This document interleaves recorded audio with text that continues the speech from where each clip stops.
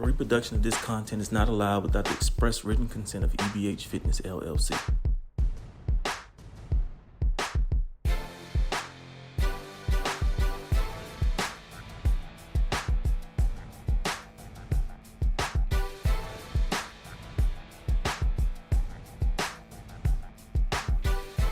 We're back. And we are back. Welcome to the Week 6 Coaches Wrap-Up Show. I am your host, Steve Howard, joined here by Coach Rubin Torres from Franklin High School. Coach, thanks for joining us and welcome back. Hey, how's it going, Steve? It's going, Coach. I was trying to bring the logo up in the background, and I think I started too quick. But hey, it's live too, so we in this. So you guys had a nice little matchup, I should say. 84 points this week against Montwood. What was the thought process going through your head when that happened? And I say that not because I think you were trying to run the score up, but the first half was a very close game. And I think it was probably closer than a lot of people thought it would be. Yeah, well, we first of all, not to discredit Montwood by any means. We knew that, especially early in the first half, going into the game, that we were going to have our hands filled with our offensive attack. I know that they're winless right now, but when you really look at what they do offensively, there's a lot of problems they pose in the passing game. And we didn't help ourselves by fumbling a punt return and a kickoff return to give them 2 extra possessions. So we were actually playing a little bit of catch up in that first half. We were fortunate to recover an onside kick, to kind of negate that turnover. But I just felt like offensively we were clicking on all cylinders, run and pass.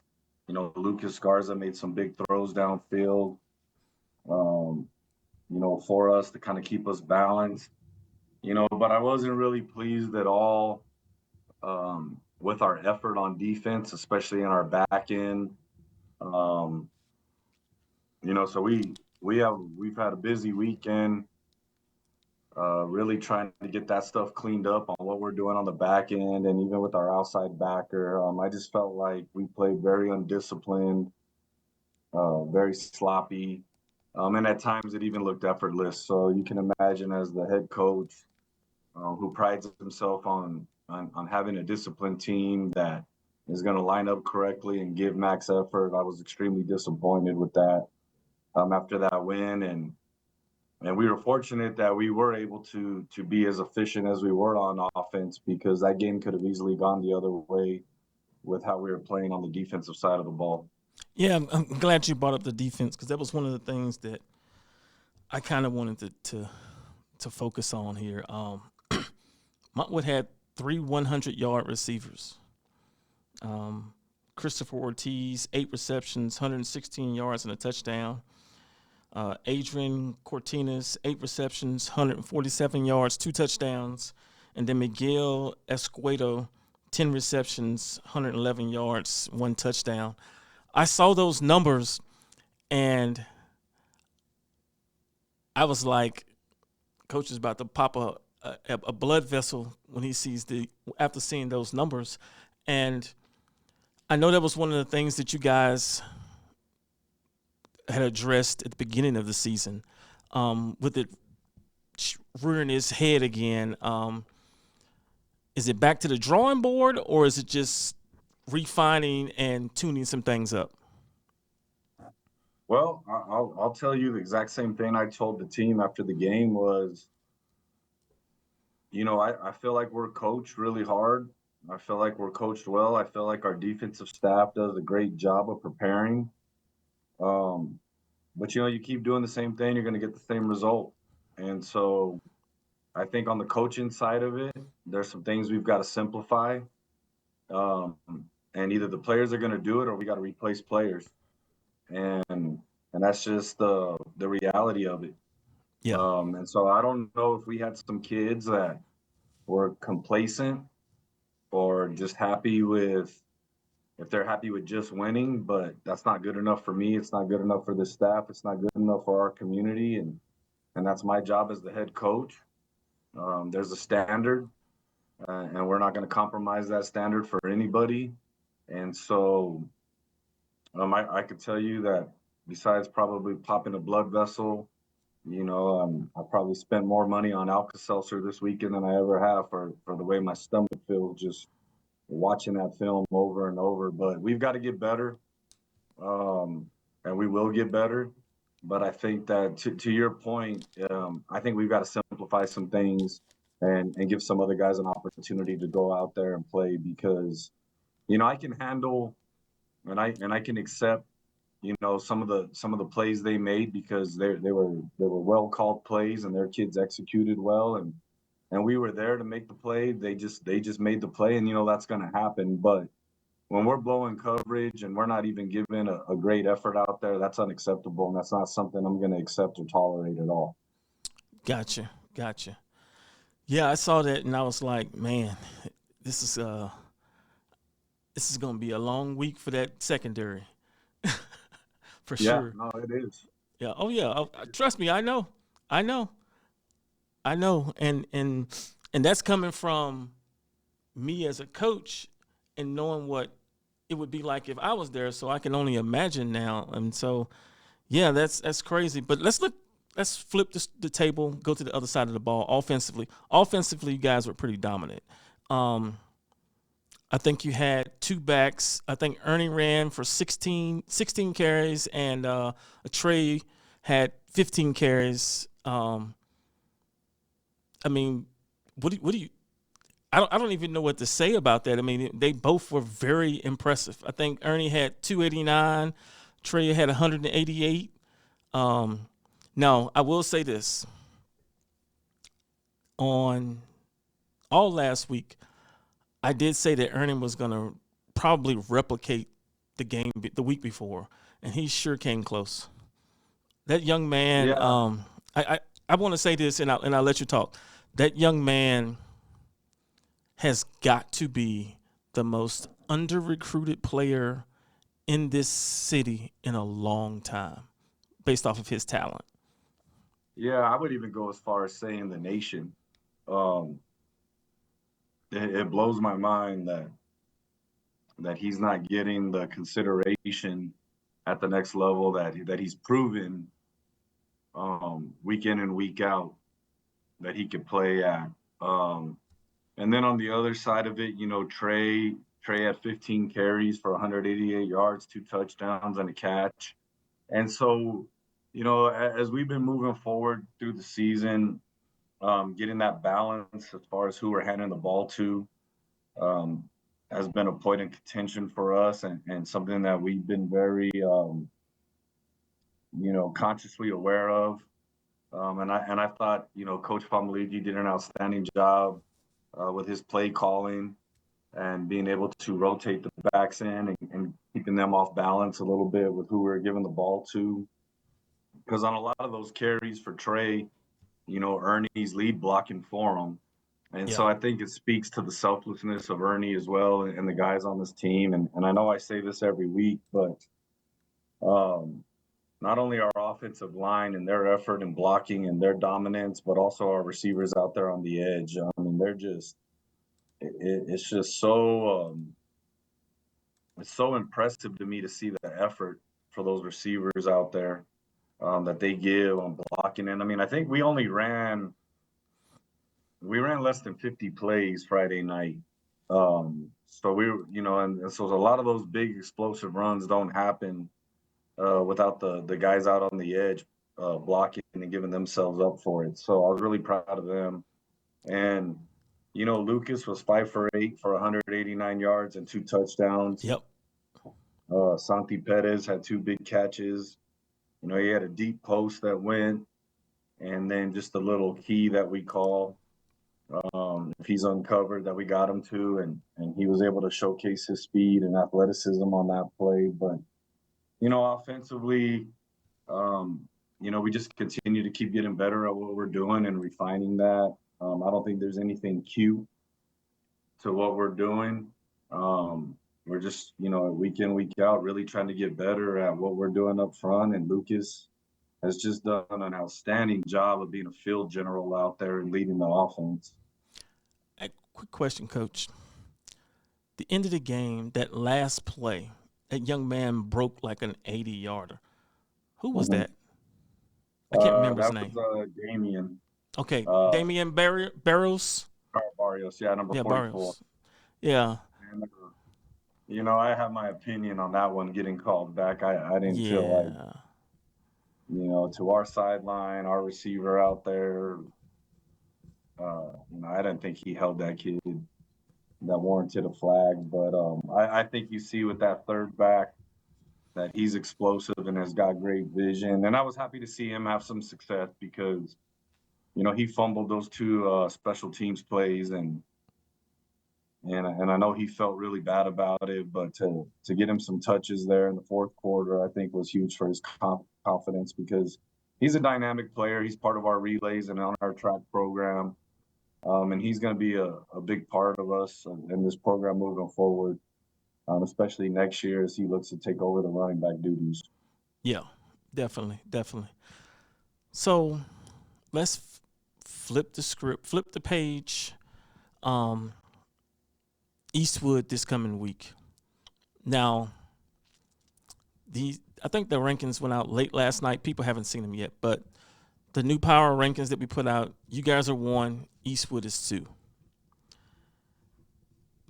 And I think this is going to be a very entertaining game if you're a bystander. Um, but I think it's two different approaches to the game, right? Where you guys rely on the run a lot. I think they rely on the run, but it's more so from their quarterback and him making plays for them a lot. What are you guys, I guess, trying to take away or implement this coming week to put yourself in the best position to win? Yeah, I think their quarterback has done it. You kind of see with him too over the course of the year, him getting comfortable and his growth. Even when I looked at some film from last year, just seeing his maturation as a quarterback and the job that they've done in developing him. He had a big game last week against Eastlake. But the thing about that Eastwood offense is they are balanced. They do run the ball really well. They're creative on offense. The quarterback is a dual threat guy who can run and hurt you. And he's gotten better and better with his decision making. So when you look at a team that's balanced on offense, run to pass, they're probably one of the more balanced teams that we've seen all year. And so we can't just, be one sided. Obviously, we're built, to stop the run, and we want to do that. Because at the end of the day, I do feel like that's what's going to win games is stopping the run on defense and being able to run the ball on offense. But you look at what Montwood was able to expose in the back end against us. With them having a more, they're committed to the run a lot more than what Montwood is offensively. And if we don't get better and get better quickly, they're going to be able to keep us off balance quite a bit and stay in favorable third down situations. Um, and then you look at their defense. I think their defense is one of the more complete defenses we've seen. I mean, I would probably, say, and everybody that we've played this year, um, scrimmaging Kenneth Theo's defense, who's year in, year out extremely well. And then, of course, we played Del Valle, which, for years and decades, their defense has been tops in the city. And I think Eastwood now is in that conversation um, for us. So offensively, we're going to have our work cut out for us against a very, very sound and fast and aggressive defense in Eastwood that's playing extremely well. Their offense is impressive, and you expect that out of Coach Lopez's teams year in and year out. Yep. But the thing that's really stood out to me is how well their defense is playing right now.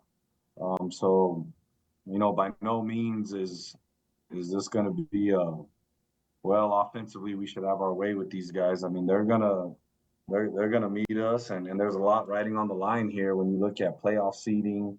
It's a Yep. district game. Um, Coach Lopez is very savvy on special teams, and I know his brother's the special teams coordinator over there. So we've got to be on high alert for fake punts and onside kicks and their ability to steal possessions from us. So we've got our plate full this week, no doubt. Yeah. No, it's gonna be an interesting game. I'm just looking at you're talking about that balance. Matthew Ramirez, that sophomore, 192 yards and a touchdown against Eastlake, and then Kingston Jeffries had a 17 for 23, 282 and 4 touchdowns. So it's almost a pick your poison type thing with them. Um, Yeah. Now I will say this, and then Jordan Nava, 6 receptions, 144 yards. Um, and then Michael Torres with 3. So I mean, they have a really balanced offense for sure, and their defense is solid.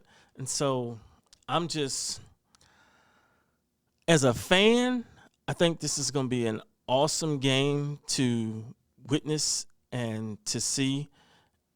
And I would encourage everyone, and that's a home game for you guys, right? Yes, yes. We'll kick off here Friday at 7 o'clock. Yep. So I would encourage everyone to pack out Cougar Stadium, come out and support Franklin. That's going to be the game to watch in the city. You guys will probably have every news agency that El Paso has either calling or trying to get in to be a part of that game. Um, Yeah. I'm just, I don't know what to say. This is one of those games where I think it's going to come down to who wants it more. Um, and who can, the first team, it's like a boxing match, right? The first fighter to flinch is probably going to lose. And so I think this is going to come down to who turns it over first and the least. Yeah. Yeah, turnovers will be really big. Momentum's going to be a big thing, and looking at their team. Every week you try to find your opponent's weaknesses Yep. that you can expose. But looking at them, I mean, they're just sound all around. They're a very good football team. They've been battle tested early in their pre-district with some of the teams that they've played. And, so really it's a little bit different for us this week and us really trying to focus on our weaknesses. And we got plenty of them that we've got to get shored up before Friday. So it's a long week of preparation for us, and we've got to be ready to go. And like you said, we can't flinch. Um, they're going to have their successes on both sides of the ball, but we've got to stay in it for 4 quarters and stay focused and keep pushing try to get the pressure on them and hope for them to make a mistake and expose that and capitalize on it. But yeah, this is going to be a good game, no doubt. I will say this.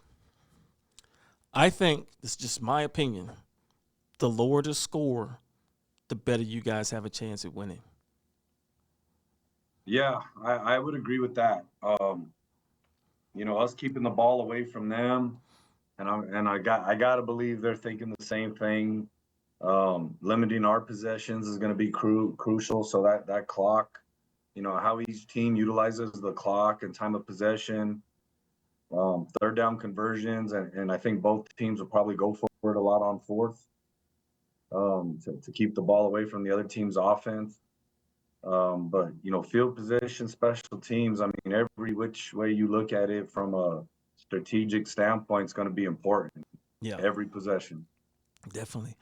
Well, Coach, I'm definitely looking forward to this matchup. we're not streaming this Friday, so I'll definitely be in the building. All right. I will definitely be there. A lot of respect for both you and Coach Lopez, and so I'm kind of torn here.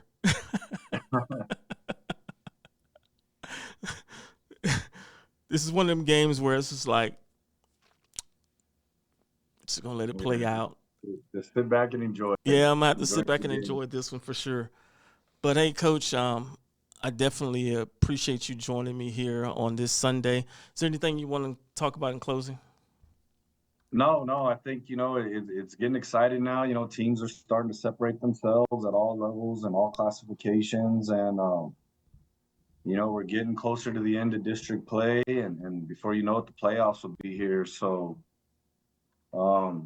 this is this is crunch time, right? Every game matters. Some games, there's a lot more on the line than others. This is being one of them. So, uh, it's going to be a big test, and we'll see how much we've improved and how much we can improve this week, going out there Friday to give ourselves a chance to win. Definitely. Well, folks, this has been Borderlands Sports Report. We do have a second show today. I've got Coach Marco Chavez going to join us in the podcast room. So give us about 30 minutes. We'll be back on. Thank you guys. Be blessed. Have a good weekend.